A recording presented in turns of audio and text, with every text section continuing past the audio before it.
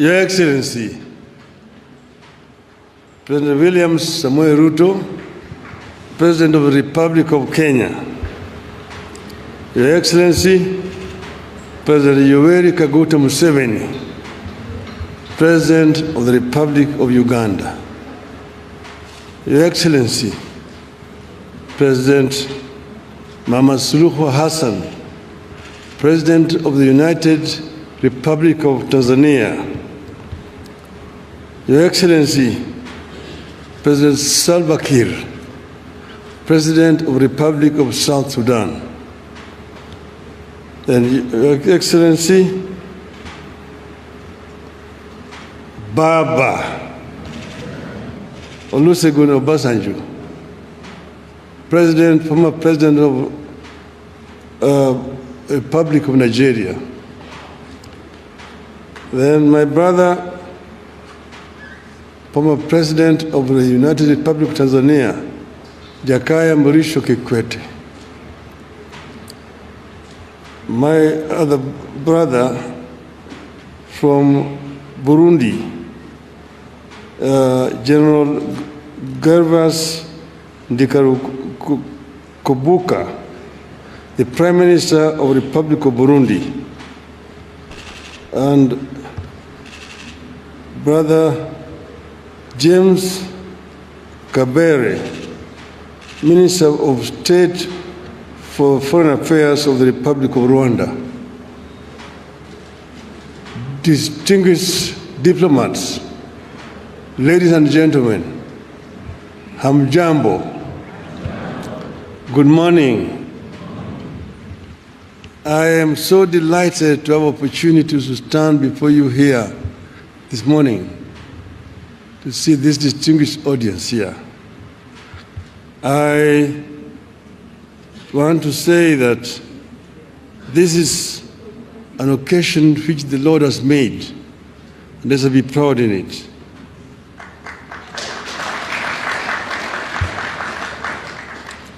Today, I stand before you here as a candidate for the chairperson of the African Union Commission. I'm personally encouraged and humbled by the collective support for my country and the Eastern African region. The official unveiling of my candidacy as Kenya's nominee for the chairmanship of the African Union Commission is a major impetus and milestone in my bid. And I'm so happy that my brothers and sisters have taken time to come and be here physically and personally today.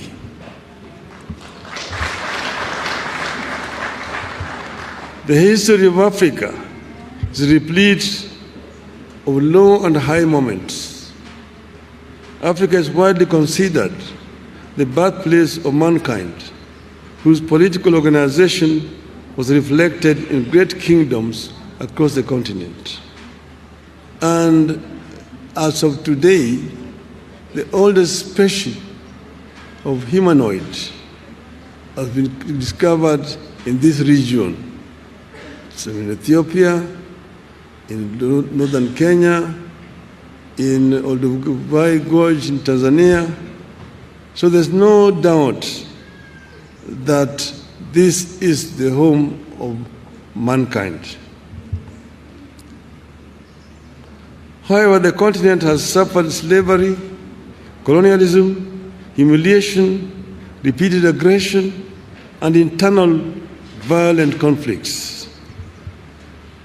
However, Excellencies, like the legendary Phoenix, Africa has risen from the ashes of these historical atrocities to make a full-blown arrival on the global stage. Consequently, you have heard slogans such as African Renaissance and Africa Rising.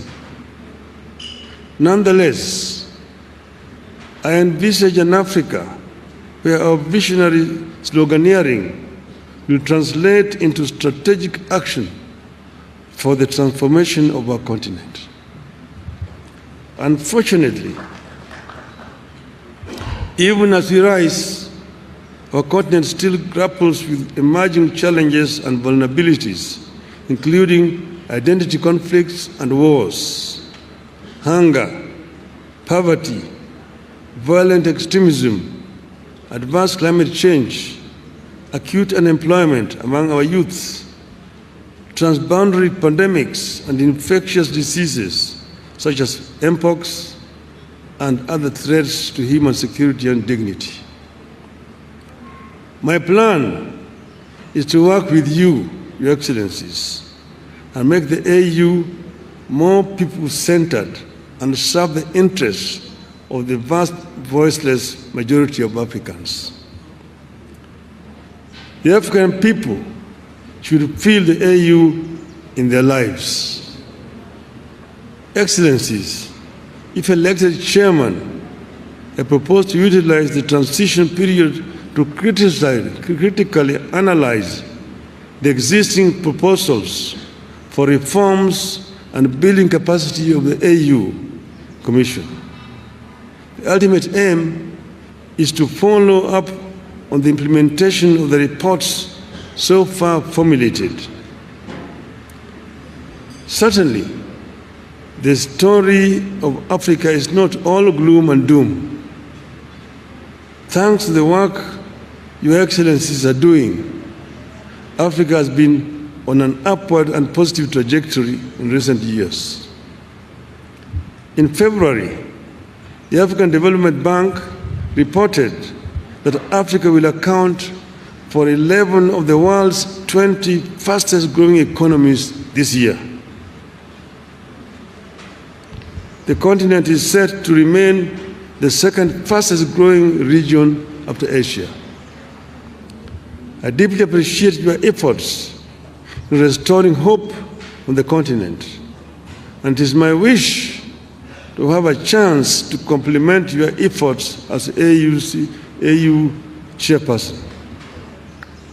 Excellencies, throughout my leadership and service to the public, I have noted the significance of defining strategic goals and appreciating the influence of political dynamics on the outcomes of these goals. So decision-making must be backed by a balance between policy and geopolitics. I plan to work with you, Your Excellencies, to integrate this continent. You are one people who unfortunately are trying too hard to separate from each other. I have traveled the length and breadth of this beautiful continent, and I have seen the faces of Africa's future. I was involved in peace negotiations in Burundi with Mwalimu Nyerere. I was involved as the mediator of the AU with the conflict in Côte d'Ivoire. I was involved in Mozambique. So I understand the continent. And I see the faces of our children, full of hope and energy, and unbound by the borders of yesterday. I dream of an Africa where those borders and colonial languages no longer divide us. We don't want to see Africans to be divided as Anglophones, Francophones, Lusophones. I want them to be Africophones.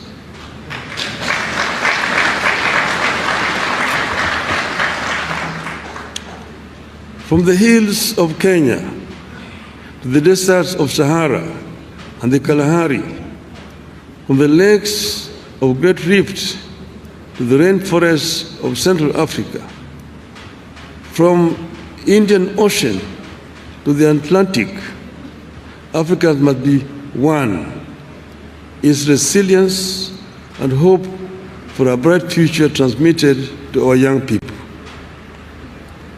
Excellencies, ladies and gentlemen, my selection to be Kenya's candidate is not about one man's ambition, but an African's journey to serve the motherland.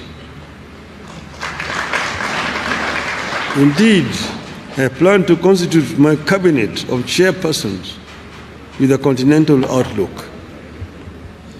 I'm grateful that friends and eminent persons across Africa have volunteered to engage in my campaigns from the West, North, South, Central, and of course, Eastern Africa.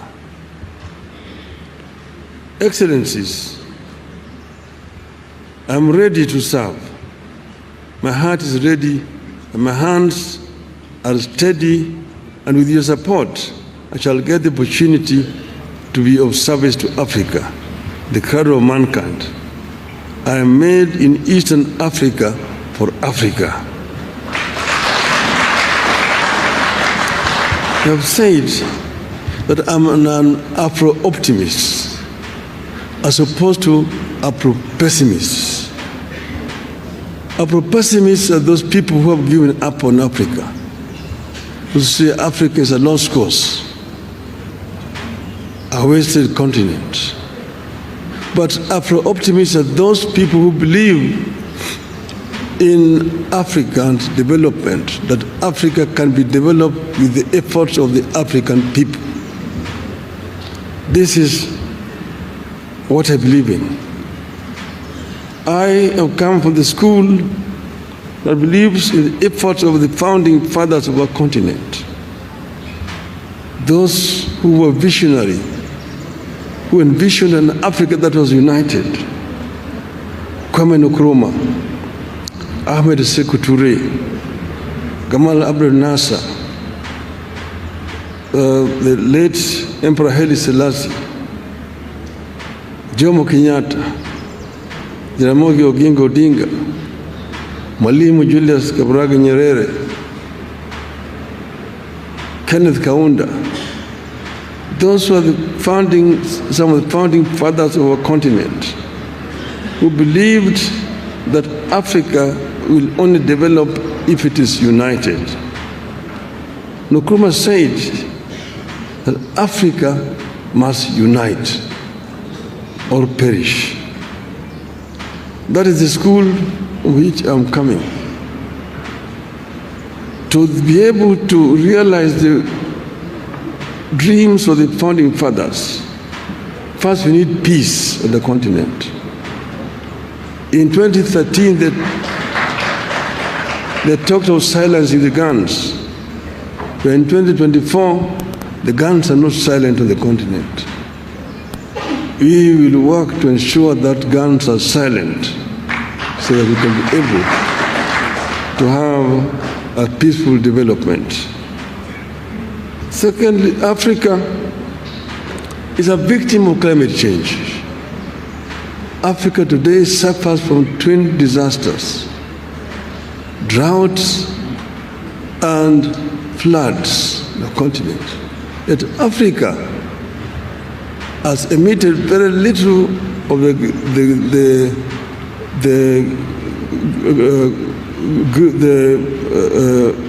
carbon that is polluting the world. So Africa needs to be compensated. But this will not come if Africa goes to negotiate as individual countries. If we go and talk as Kenya, as Uganda, Tanzania, Nigeria, Mozambique, Egypt, or Algeria, the rest, those major offenders will not listen to us. But when we go and talk as Africa, they must listen to us and be able to get a fair deal in the issue of climate change. We also need to green Africa. But Africa is also home to the second largest carbon sink in the world, the Congo forest. But how do we continue to green Africa, to arrest the desertification, southern advance of the Sahara Desert? These are issues, they are challenges which we are equal to. We can be able to deal with these issues effectively if you have got an effective organization in Addis Ababa. African youth today drown in the Mediterranean, trying to get to greener pastures in Europe. It's a shame. We must arrest this trend and ensure that we create a conducive environment within the continent here. And this youth do not have to flee to go to Europe. And this will only happen if Africa works together as a united continent. We know that Africa is one of the richest continents on planet Earth. It is a paradox. The richest continent is also the poorest in terms of living conditions of its people. This we must put to rest. We should not continue to blame those other people who have exploited the continent. We have the ability to reverse this trend and get Africa moving forward again.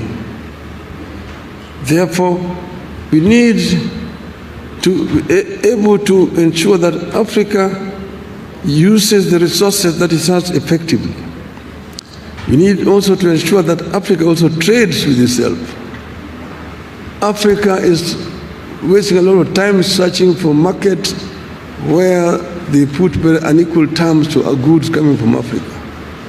The inter-African trade today stands at only 15%. Inter-European trade stands at 70%. Inter-Asian trade stands at 60%. Even inter-South American trade stands at 35%. We need to ensure that Africa trades more with itself. We need to address the constraining factors. One, the non-tariff barriers which have been imposed by other African countries against goods from neighboring countries. More importantly, we need to address the issue of infrastructure development in the continent that will make it easier for African countries to trade with each other. I have been the High Representative of the African Union on the issue of infrastructure. So I know the major challenges that Africa faces in the issue of infrastructure. The trans-African highways, the Cape to Cairo, the Tunis to Cape, the Dakar through Khartoum to Djibouti, the Dakar, Lagos to Mombasa, the Beira to Lobito and Walvis Bay, the high-speed railway networks in the continent, those are issues that require to be dealt with. The LAPSET, the Lamu Port, South Sudan, Ethiopia, that will continue through Bangui and go all the way to the Cameroon port of Kribi, creating a land bridge that links the Atlantic Ocean and Indian Ocean and opening up the interior landlocked countries within the continent. These are some of the issues that can be dealt with and will deal with. Then connecting Africa through high-speed fiber optic network. And then to facilitate faster communication. Then the issues of air transport. Air transport is a major challenge in the continent. We were talking about open skies to make air transport easier. Today, traveling across the continent is too expensive. You have to get permits to fly over countries, delaying movements, and make it too expensive. Flying over Europe is much easier than flying over Africa. We need to have a continental air control system within the continent so that people can travel from east to west, north to south without a problem. The other one is the issues of visas. My friend Aliko Dangote says that for him to travel across the continent, he needs 35 visas. His French competitor does not need a visa to travel with a French passport in Africa. What a shame. In Europe, you only need a Schengen visa, and you can travel across the entire Europe without a problem. We will also ensure that we reach a stage where we can issue an AU visa and enable people to travel across the continent without much of a problem. I therefore want to conclude by saying that I am ready for Africa. And I believe in the story of the African lion. The lion is an African animal. It's the king of the jungle. The Cameroonian national soccer team is called the Indomitable Lions. The soccer team of Senegal is called the Lions of Teranga. The soccer team of Morocco is called the Atlas Lions. Here in Eastern Africa, we call it the Simba. The king of the jungle. When the king roars, the jungle listens. So our story of the African lion. The African lion is giving a message to the Asian tiger. Tiger is the Asian animal. And I want my Asian friends here not to take offense. The African lion is giving a message to the Asian tiger. That you Asian tiger, you've danced on the stage alone for far too long. It's your time to quit. The European bear retreated to the North Pole a long time ago and is freezing there in the ice. The American panther is also on the retreat. But I'm here as the African lion.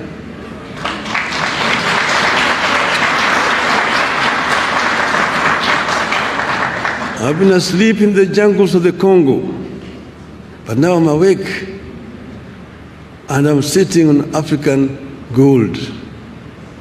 African oil, African diamonds, African iron and copper ores. I'm sitting on African bauxite. I'm sitting on African lithium and coltan and uranium.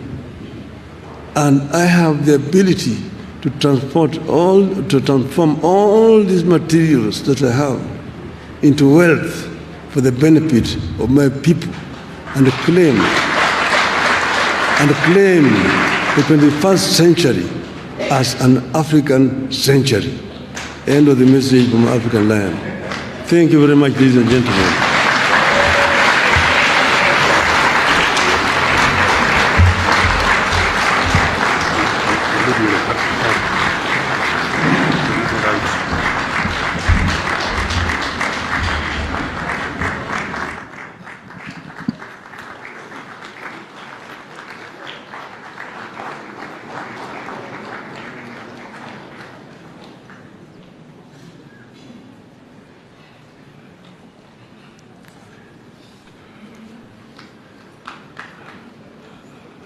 Thank you. You can be seated.